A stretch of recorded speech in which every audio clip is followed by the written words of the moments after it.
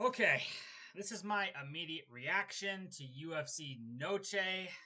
Woo!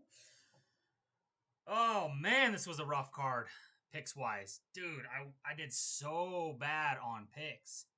So bad on picks. But yeah, I'm gonna go through, give my reaction to each fight on this card, top to bottom. Before we do that, before we get started, I need a moment of silence for the fighting nerds. All right.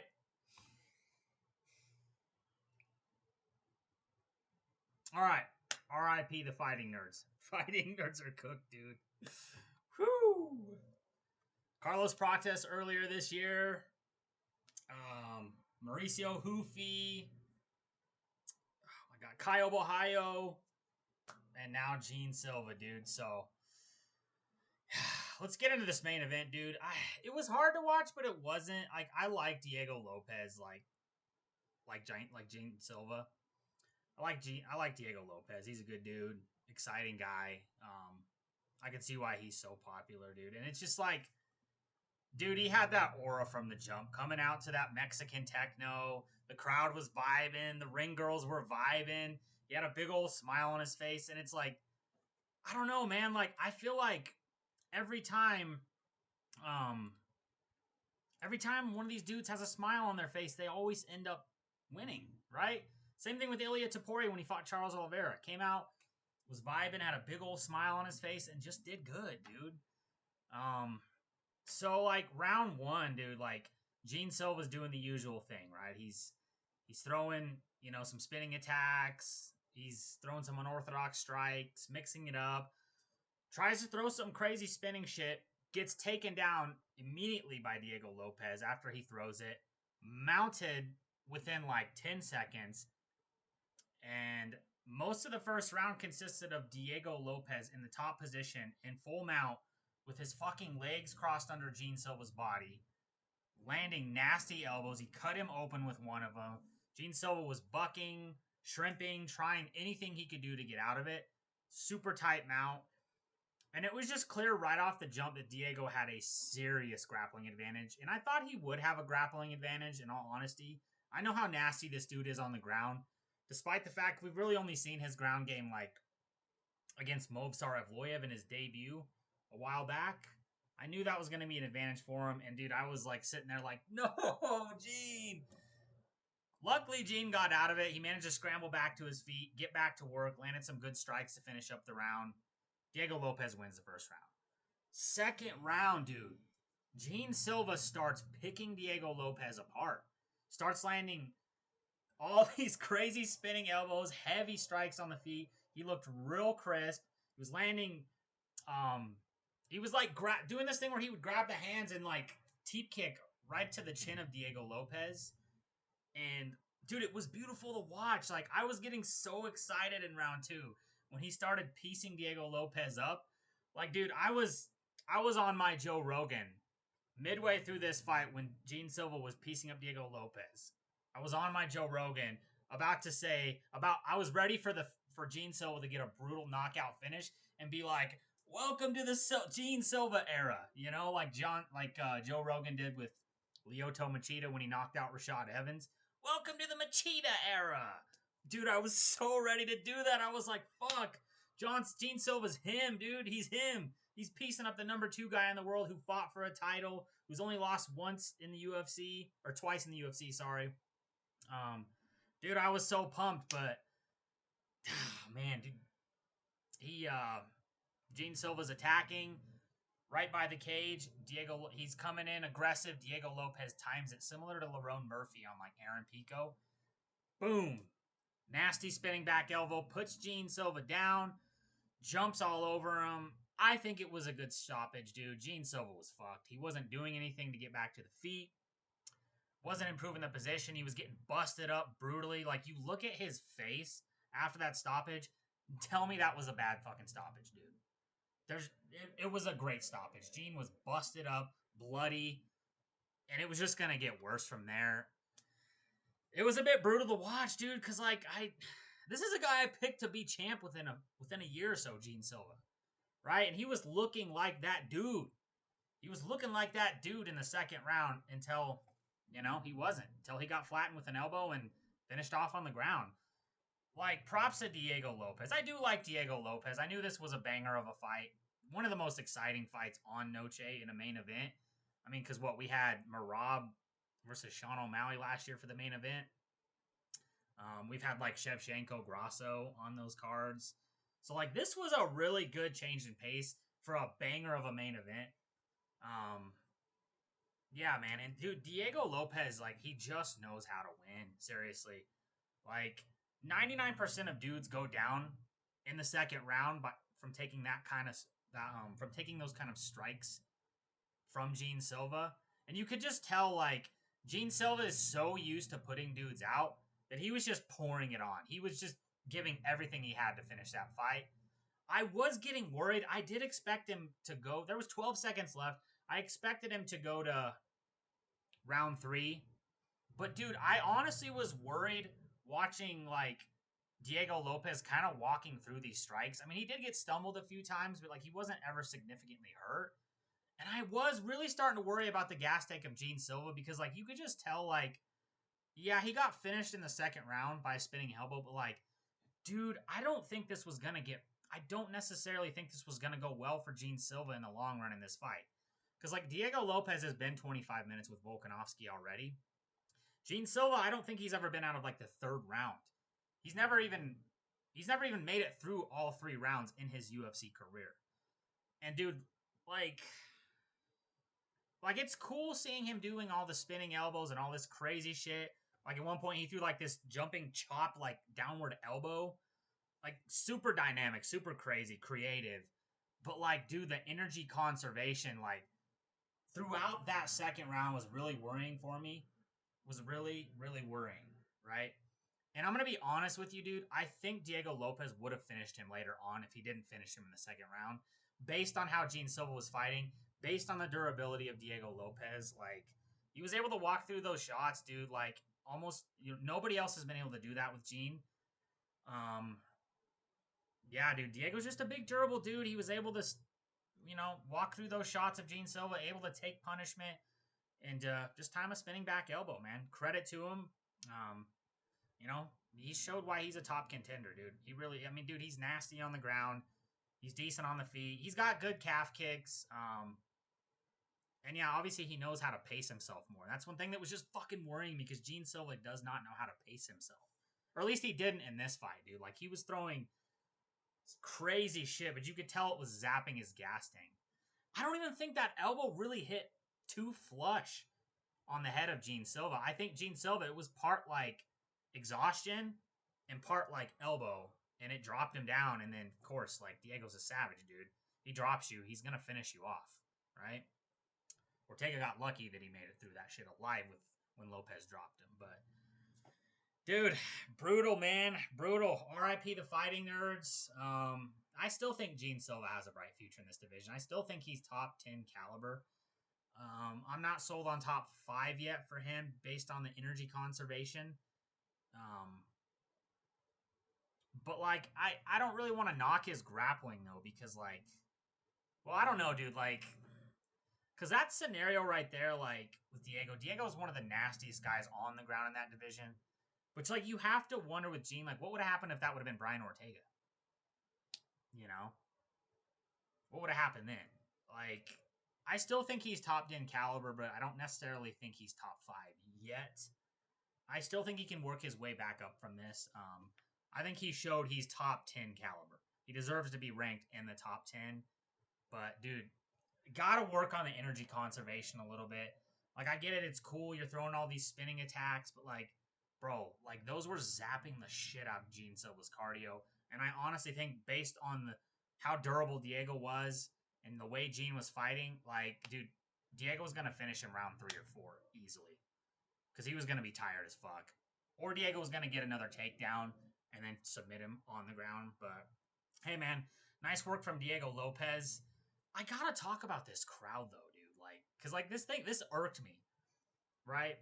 Firstly, it's like, the UFC's talking about, oh, yeah, this is UFC Noche, the one-time event once a year event to showcase Mexican spirit. And I'm like, Okay, so you headline 2 Brazilian fighters? What the fuck? So that was one thing. And then it's like Gene Silva walks out, Brazilian, gets relentlessly booed. Diego Lopez walks out, Brazilian, and gets unanimously cheered. Like, just because he's chosen to, like, make Mexico his second home, right? Just because he's like, obviously it's documented. He's trained with Alexa Grasso. He lives in Mexico. He trains out of there. Has the mustache. He had the look, dude. He had the Mexican techno playing, and they loved it. But it's like, how the hell are you gonna boo a Brazilian and then cheer another Brazilian? Like, I get it. He's kind of embraced the whole Mexican vibe, you know, despite being Brazilian. But it's like, bro, like he's not. His heritage isn't of your people. Like, what are you like? It's so bizarre to me. That just seeing that, I was like, I feel like the crowd was retarded. Like, I get it, like he lives in Mexico and all that, but like he's not Mexican, he's fucking Brazilian, right? I just found that to be super weird. So yeah, I mean, I'll quit talking about the main event. We'll move on to the co-main. Rob Font, David Martinez. Dude, I had Rob Font. I thought Rob Font was gonna put it on him. With like the volume. Look, man, first I got to give credit where credit's due, man. David Martinez looked good. He looked fast. Like, you could just tell there was a significant speed advantage. His movement was good. It was hard for Rob to track him down all night. He just wasn't fast enough, dude. He just wasn't fast enough. I still think Rob Font's more technical than Martinez. Martinez is just so explosive and fast, right? That he was able to land those kicks. He was able to counter really fast and get, like 2-3 shots out by the time Rob got like a jab in. And that Rob kind of struggled with that all night with the movement and the speed of David Martinez, right? Dude, David Martinez is for real. He's for real, dude, because Rob Font's kind of like that gatekeeper into the top 10, man. Like, if you want to prove you're legit, go through Rob Font, and he did, man. You know, he won round 1, right? There's an argument maybe you could give Rob round 2, but then round 3, dude, David was right on it. Like, he was starting to slow down midway through round 2, got a second wind, finished strong in round 3. Like, he's got good cardio, he's got good movement. Rob Font could not get the takedown on him whatsoever. So it's like he's a pretty well-rounded dude, right?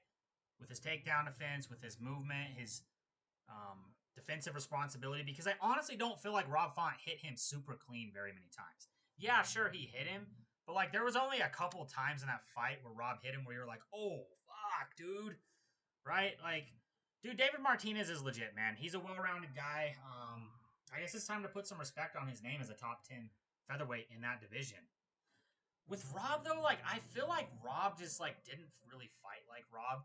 Look, I know he had a speed disadvantage, but, like, I just thought he looked terrible, dude. Like, he wasn't, and the biggest thing about this fight that baffled me with Rob is he wasn't throwing volume, right?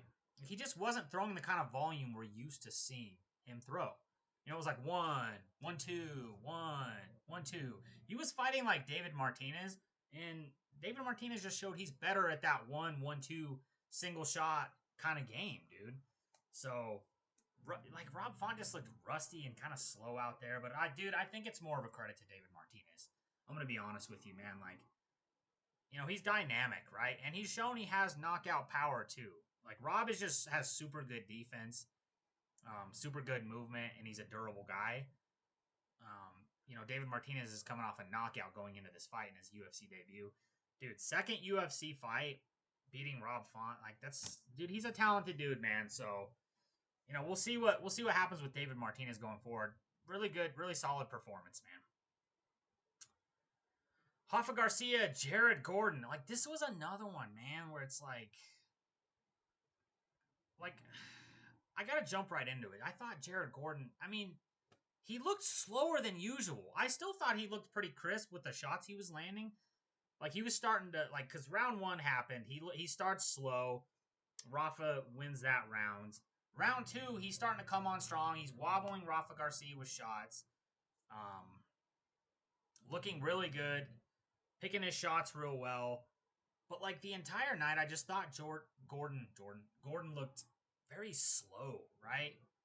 Similar to, like, Rob Font. He just looked slow, like, His head movement wasn't really there. Like, he was getting hit with a lot of significant strikes from Rafa Garcia. I thought Jaron Gordon didn't look like himself. Now, again, we got to give credit where credit's due. I thought Rafa put on a really good performance, dude. Like, he was durable. He was rolling with the shots real well, landing nasty strikes. And then, obviously, yeah, dude, round 3, puts him down, finishes him off. Another bloody elbow performance on the ground. Like, and Jared Gordon was just, he was even worse than Gene Silva. Like, he was done. That was a solid stoppage. He was done. Rafa put him down and was just beating the shit out of him on the ground, dude. Beating him to a bloody pulp. He landed the change levels, landed the takedowns when he needed to. Whenever Jordan, why do I keep calling him Jordan? Whenever Gordon would open up, and start moving forward, Rafa would change levels, get him to the ground, to kind of like destroy any momentum Jared was building in that fight, right? So round 1 went to Rafa, round 2 went to Jared Gordon. Now, round 3, it was pretty back and forth. Both guys were landing some good shots. But, Rafa just landed that one that hurt Gordon, put him down, and he finished him off on the ground. So, big win for Rafa Garcia. I know it's not a ranked win, but, like, again, like, this was another guy who I was like, he's all right. But, like, now I have a lot more respect for Rafa because Jared Gordon, he's another one of those guys. He's kind of like a gatekeeper, like, to a ranked matchup, right? Like, I feel like if you can beat Jared Gordon, you're ready for the top 15 in the lightweight division. So, probably that's what's going to be next for Rafa Garcia. Solid performance. Respect, dude. Respect. All right. Kelvin Gastelum. What can I say, dude? Kelvin wins another fight. Oh, I dislike this guy so much, dude. Oh my god! In the post fight speech, made me even more angry with this guy. Like, oh my god. Let's start with the fight first, right? Look, dude, I knew this was going to be a Kelvin win. Easy. Dustin Stoltzfus is a journeyman at this point. He doesn't really have the power. He never really had the power all night to hurt Gastelum. He landed some really solid strikes on the feet, but like Kelvin has just got an incredible chin. He was able to walk through it, and Kelvin was just landed the harder shots all night. Dustin was able to land 1 out of 6 takedowns, but Kelvin quickly got up with it. Well, he didn't quickly get up, but like Dustin Stoltzfus got the takedown. He was threatening, I think it was a guillotine or a darce. And Kelvin has no neck, so like you're not gonna get Kelvin with that. He got back to the feet.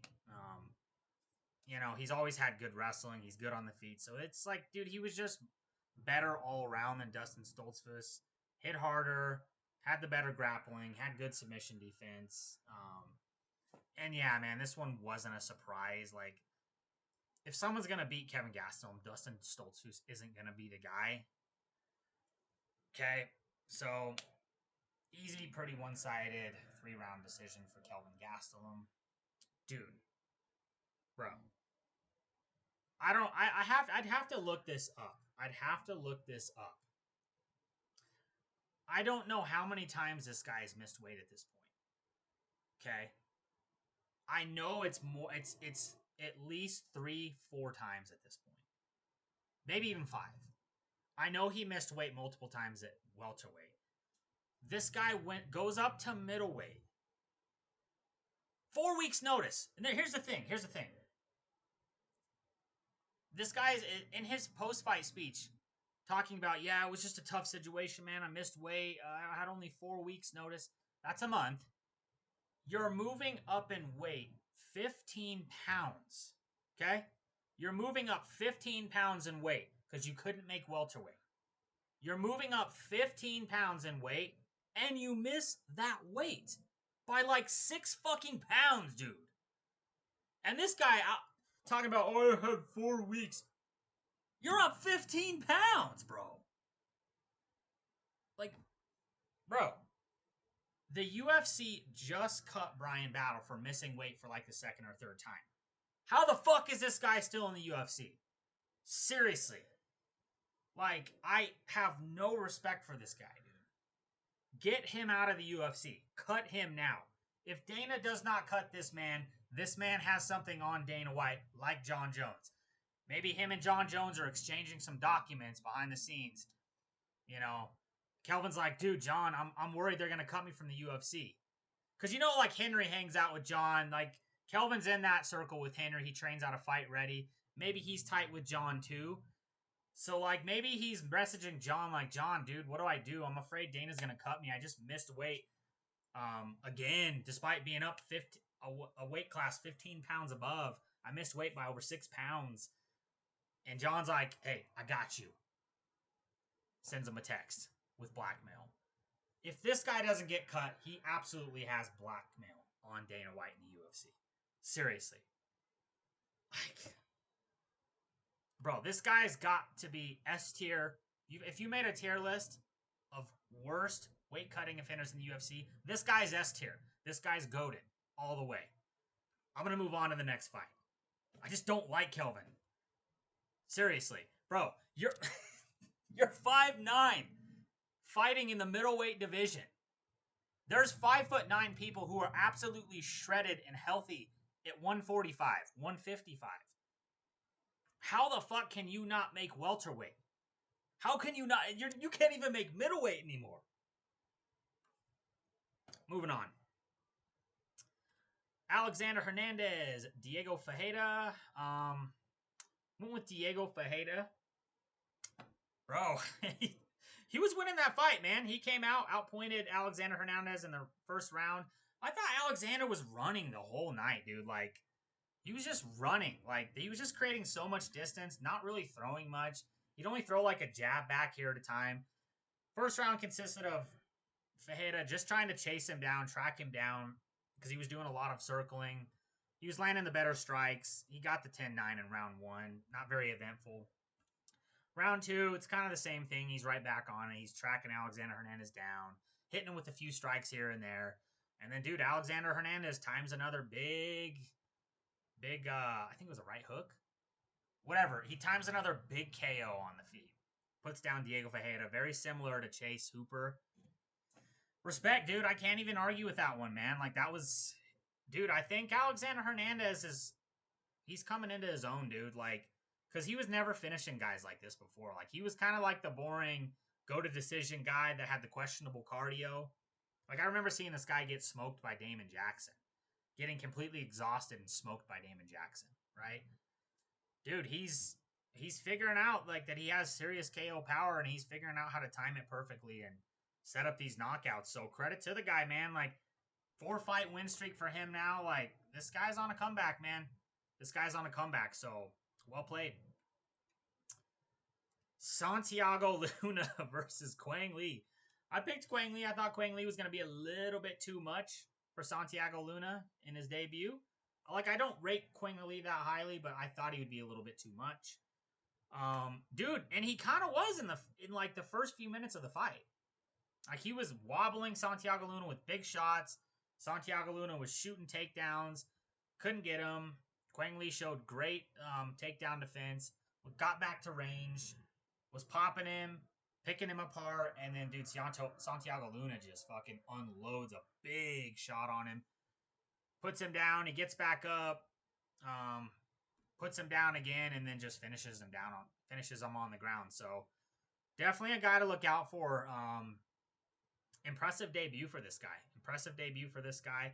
I don't think he was the most impressive prospect on the card. We're going to get into the other guy who really impressed me later on, but solid work for Santiago Luna, dude. He's legit, man. Like, he's got that knockout power. He's got that grappling base. Was a little rocky, though, bro. His like, defense on the feet is questionable. So, you know, he got the win, but, like, not without, like, being wobbled a few times first. So, we'll see what happens with him going forward. You know, good win. All right, prelims. I had Dusko Todorovic over Jose Daniel Medina. Like, dude, you can't pick Jose Daniel Medina to win a fight in the UFC. You just can't do it. I know Dusko was on like a 3-fight losing streak going into this fight, but you know, he did what he had to do, man. He got the takedowns early. Kind of had his way with Daniel Medina. on the ground, and it was pretty easy, man. Locks up the choke in the first round, gets the job done. You know, I know, like, I love violence. I love violence in this sport. Like, I love watching these guys just. I love watching pure violence, right? But I did feel for Jose Daniel Medina after he got submitted. This guy hasn't won a single fight, I think, in the UFC. I think he hasn't won a single fight. And, dude, he was just crushed with this. Like, you could tell he really needed to win this. Like, he's probably gone after this. But, like, dude, look. If Chris Moutinho can make his way back to the UFC and go on a win streak on the regional scene, like, I think you can do it. So, you know, pretty easy to call this one. Dusko Todorovic gets it done in the first round. Claudio Puelles, Joaquim Silva. This shit pissed me off, dude. I had Claudio Puelles. Claudio Puelles won this fight. Okay? Claudio Puelles gets a takedown, controls Joaquim Silva for most of the first round. Lands good ground and pound. Second round, Joaquim Silva stuffs a lot more of those takedowns. Lands good shots on the feet. I did give him the second round. Round 3. 1-1 going into round 3. Claudio Puelles has him clinched for a good amount of that round. Takes him down again. Controls him for multiple minutes of that round. Is outlanding him on the feet. Dude, there's 10 seconds left in a round that Claudio Puelles was winning. Like, he was winning, like, almost the entirety of that entire third round.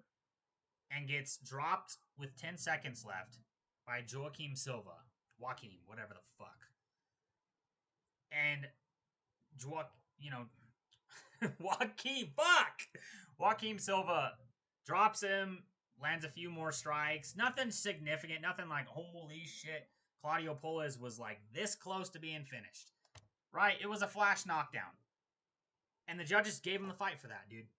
And the announcers, fucking DC and all, they're like, DC and all those guys are like, I think he did enough to win that round. I think he did enough.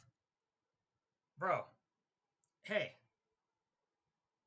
I didn't know that somebody could win an entire round and then, like, get dropped with 10 seconds left and not really significantly landed on the ground. Not significantly struck on the ground after that and just lose the entire round based on the last 10 seconds of a round. I didn't know somebody could win an entire round and get dropped with 10 seconds left, and the judges will give the other guy the round based on that. Good to know moving forward, man. Cool. So, like, when my favorite fighters and guys I really, guys whose career I follow, they're going to get if they get their ass kicked the entirety of one round and then drop the guy in round 1, I'm just going to assume they win the round. What are we doing, bro? How are we giving guys rounds based on the last 10 seconds? This was highway robbery. It was disgusting. Claudio Puelles won 2 out of the 3 rounds. Joaquim Silva really didn't do shit the entire night, bro. Outside of the last 10 seconds of the third round, there was nothing significant that Joaquim Silva did. And he won the decision. Disgusting robbery. That's all I'm going to say about that one. Tatiana Suarez versus Amanda Lemos. I went with Amanda Lemos. I thought she would be able to knock Tatiana Suarez out, in all honesty.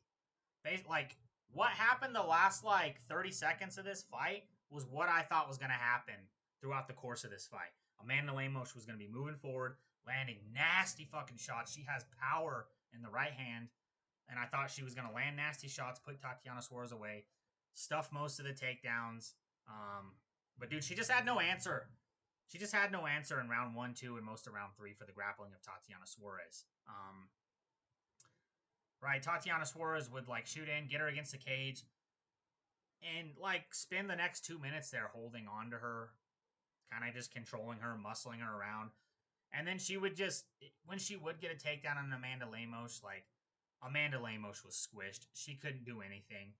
There was no attempt to scramble. There was no movement. She was squished. It was like there was a fucking boulder sitting on top of her, and she was pinned. She was pinned, dude. She couldn't do anything, right?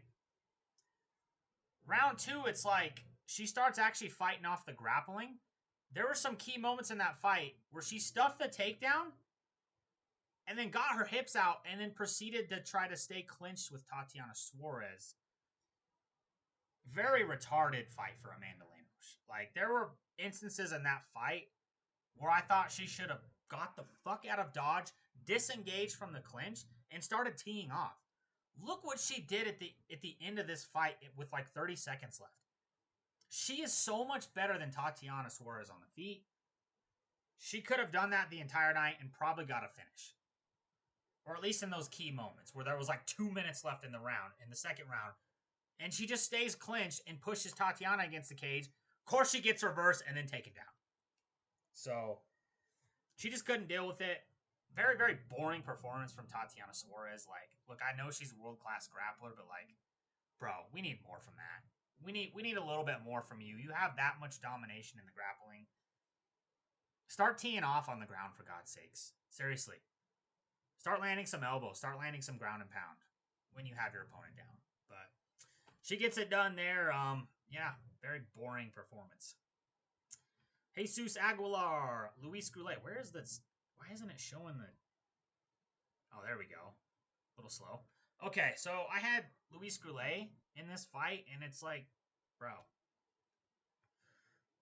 I thought he was going to use the wrestling, but look, dude, Jesus Aguilar was just landing good shots all night. Luis Gurule just fights like an NPC, dude. He just doesn't, like, really do much spectacular shit in there. He just doesn't really do anything out of the box. He never, like, takes chances. He's just like a fucking robot, dude. Aguilar was taking chances. Aguilar was moving forward, landing big strikes, getting in his face. Shot a few takedowns, got one takedown. This guy's the wrestler, and he got taken down and landed. He didn't shoot it. I know it says 5 takedown attempts. This guy came into this fight with a wrestling advantage. And, dude, those takedowns were sorry-ass takedown attempts. I don't know what he was thinking. Like, he would shoot in. He would have beautiful timing. He would change levels, have beautiful timing, get the single leg, have it up, and then just let it go to throw a right hand over the top. And it worked one time. But, like, Aguilar was too durable for that, and he just worked through those shots, stayed more busy, did what he had to do, landed a takedown, and, like, Luis Gurule just, like, refused to commit to any wrestling whatsoever. Like, he gets him down, I think it was round 2 or 3. Like, Aguilar had a standing guillotine on him, and Luis Gurule effortlessly popped his fucking head out of that, slammed him down to the ground, and was beating the shit out of him with ground and pound. Right? Got a little overzealous, which allowed Aguilar to scramble back to his feet, and then just proceeded to not commit to any wrestling the rest of the fight. You get this guy down to the ground, you're beating the shit out of him with ground and pound. He has no answer for it. And you just... Your thought is, well, I'm just gonna, maybe if I just shoot for the takedown and use it to set up the right hand over the top, that'll win me the fight. What are you doing, bro? Shoot fucking takedowns, get the fight to the ground, and keep landing ground and pound. He probably could have pulled the decision off that way. Because this was a close fight, bro. He probably could have pulled off a fucking decision. But the thought process with some of these fighters tonight, like, it just didn't make sense. But, Aguilar did what he had to do, edged the fight by decision. Zachary, Reece, Sedriques, Dumas, that was a no contest. Has anyone seen one of Sedriques Dumas' balls? It might be in the octagon, I mean, maybe he needs to put out one of those missing posters or something like that. he got hit in the nuts, bro. And it was so bad, apparently he couldn't walk. So, it is what it is. Alessandro, Costa, Alden, Coria. Okay, out of all the prospects, this guy impressed me the most. I picked Alessandro Costa. Alessandro Costa's a seasoned UFC guy. He's tough. He's durable. He hits hard. He's got good kicks. Alden Coria beat him wherever this fight went. He boxed him up on the feet. Like, dude, this guy understands the range perfectly. He understands the range perfectly. He's got nasty combinations, really world-class boxing. And his wrestling is really good, bro. Like, he was boxing Costa up on the feet, moving out of the way of any, like, there was a lot of Costa just swinging at air because this guy wasn't there. Like, this guy would pop in and land, like, a 5-piece on Costa, and then get the fuck out of there, and Costa would be winging big looping overhands at air. And then he was getting takedowns, and he was just beating the shit out of him on the ground, dude. Beating the shit out of him on the ground, right? And, like, round 1, round 2, easy Coria. Round 3, finishes him off quickly. Puts him down, puts him out. Dude, this guy is a... Look out for this guy. This guy, like, really impressed me with how fucking well-rounded he is. He's got good cardio. He's defensively responsible on the feet. He has world-class striking. He's got good ground game, nasty ground and pound, good takedown game, good scrambling ability. Like, dude, this guy is the complete package. He impressed me more than Santiago Luna. I think he's better than a better prospect than Santiago Luna, in all honesty. So he shocked me in this fight. And I couldn't help but appreciate it, dude. I know I got the pick wrong, but I'm still an MMA fan at the end of the day. I gotta appreciate skills like this, bro. Like, cause this guy showed the complete package. I appreciated it. Dude, this guy's gonna be a guy to look out for. Like, seriously. And I'm talking like rankings wise. Coria is legit. He's the real deal. Keep an eye on that dude. Monsi Rendon, Alice Pereira. Dude, that was a rough fight in all honesty. Like, Alice Pereira clearly was more athletic, much better striker. But like most of the night consisted of her just fucking like running away. And I'm like talking like backing out of even like kick throwing range. I don't know what the thought, I don't know what the thought process was with her. I had to remind myself multiple times in this fight that she's only 19 years old, dude. She doesn't know what the fuck she's doing out there. She's a fucking teenager. And she really fought like it, dude. Because, like, she ran most of the night. And occasionally she was trying to pull Rendon in to counter her off the back foot. But, like, she was backing so far out of range that, like, she couldn't even land a kick from that range. And it was just weird to watch. And then, like, there was times in that fight where she was trying to initiate the grappling on Rendon when Rendon is clearly the better grappler. Like, Rendon had her in deep shit at the end of round 2 because of the grappling. She had her back. She was threatening her rear naked. And Alice Pereira's response to come out in round 3 is shoot multiple takedowns on her. So, definitely a 19-year-old fighter. I think we need to pump the brakes on her. She is talented. She's athletic. She does have good striking, but, like, dude, like, the game plan definitely needs to improve because it made no sense. Like, the running away, the choosing to initiate the grappling, like, just poor decision making. Kind of the decision making you would expect from someone who's like 19. Raul Rosas Jr. is the exception, dude. He came in with one specialty, and that was grappling, and he's kind of leaned on that most of his career. It's not the same with Alice Pereira. She's more of like a generalist. She's like good on the ground. She's good on the feet. But yeah, dude, like we gotta pump the brakes on her. Like, but I mean, I don't know how you can really pump the brakes. Like Rendon, I don't rate her very highly. She's 1-1 in the UFC. Like, I don't know what you do with Alice Pereira. Like, I don't know. Maybe send her to the contender. Let her win a contender fight. Bring her back. Yeah. All right. Rodrigo Cezinando. Daniil Donchenko. Dude, what a sick fight card opener. I didn't even know because I don't follow the Ultimate Fighter Chael versus DC because it's retarded. Both these guys are pretty, like, dude, both these guys are pretty good. Daniil Donchenko, man, in that fight with some of the nastiest elbows I've ever seen. Busted Cezinando open with one of them midway through the first. One of the nastiest cuts I've seen in a while. I mean, that's comparable to like TJ Dillashaw, Sandhagen in the Apex. That's how nasty that cut was. Like, I still think the greatest, like the GOAT of all cuts is Irene Aldana because her fucking forehead was like hanging open.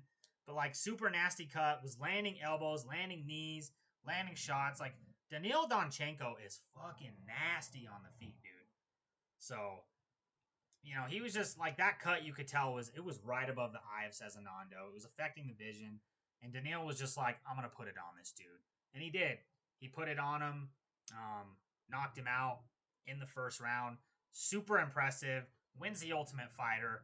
Nasty finish. Great way to open up the card. Picks wise, let's see. I went 1 and 1, 1 and 2, 1 and 3, 1 and 4, 1 and 5, 2 and 5, 2 and 6, 2 and 7, 3 and 7, 3 and 8, 3 and 9. Fucking 3 and 10, dude. Oh my god. I went like 9 and 3 on the last. I went like 9 and 3 on UFC Paris. This is complete flip-flop here, dude. Complete flip-flop, man. All in all, though, pretty good card, pretty decent card. Yeah, a little more decisions than I would have liked to see, but some good finishes. The main event was sick. You knew it was going to be sick. It delivered. So all in all, pretty good card. Yeah, so, man, 3 and 10 on picks. RIP, Fighting Nerds. Yeah, that's all I got. Let me know your thoughts in the comments. Drop me a like, subscribe to the channel. Till the next video. See ya.